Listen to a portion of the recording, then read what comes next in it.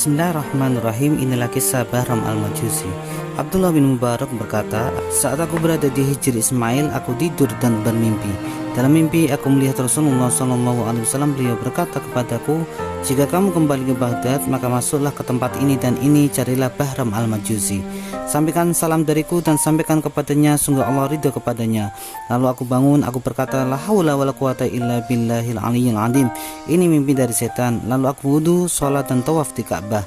Masya Allah, aku tertidur lagi, kemudian aku bermimpi seperti tadi sebanyak 3 kali.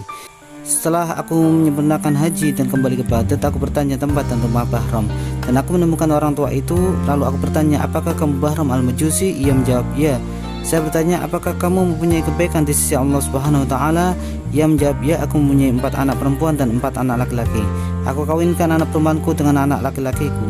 Aku menjawab, ini haram dalam Islam. Apakah kamu mempunyai yang lain?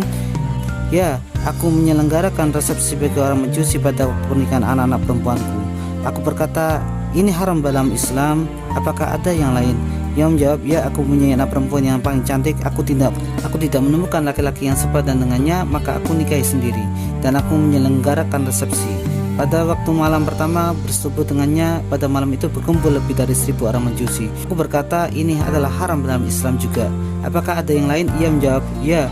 Pada waktu malam di mana aku bersetubuh dengan anakku, datanglah perempuan muslim dari agamamu menyalakan lampuku. Maka aku menyalakan lampu dan keluar. Kemudian aku mematikannya dan aku kembali. Ia kemudian masuk dan melakukan hal yang sama sampai 3 kali. Kemudian aku berkata dalam hatiku, mungkin perempuan ini adalah intel pencuri. Kemudian aku keluar di belakangnya. Ketika aku masuk ke rumahnya, ia sudah bersama anak-anak perempuannya. Mereka berkata kepada ibunya, wahai ibuku, apakah kamu datang dengan membawa sesuatu? Kita sudah tidak mempunyai kekuatan kesabaran menahan rasa lapar. Kemudian ia menangis dan berkata, aku malu kepada Tuanku untuk meminta seseorang selainnya, khususnya dari musuh Allah, yaitu orang Majusi. Bahram berkata, ketika aku mendengar ucapannya, aku segera kembali ke rumah dan membawa 1 kantong yang penuh dengan segala sesuatu. Aku pergi sendiri ke rumahnya. Abdullah bin Mubarak berkata, aku berkata kepadanya, ini adalah yang paling baik dan kamu berhak memperoleh kebahagiaan. Aku memberi kabar gembira kepadanya dengan mimpi Rasulullah SAW.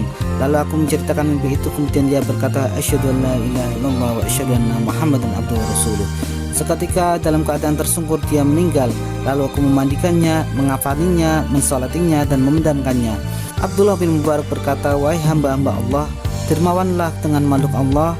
Ia memindah musuh ke derajat orang-orang yang dicintai. Dari Ibnu Abbas, Nabi Muhammad SAW bersabda, arizku ila mut'imit ta'am asra'u minas sikin ila darwatil ghair wa anna Allah ta'ala la yubahiya bimut'imit ta'amil malaikah. Artinya, rezekinya orang yang memberi makan itu lebih cepat dari pisau ke leher unta, dan sungguh Allah Subhanahu wa Ta'ala membanggakan orang yang suka memberi makanan kepada para malaikatnya. Wallahu a'lam bishawab.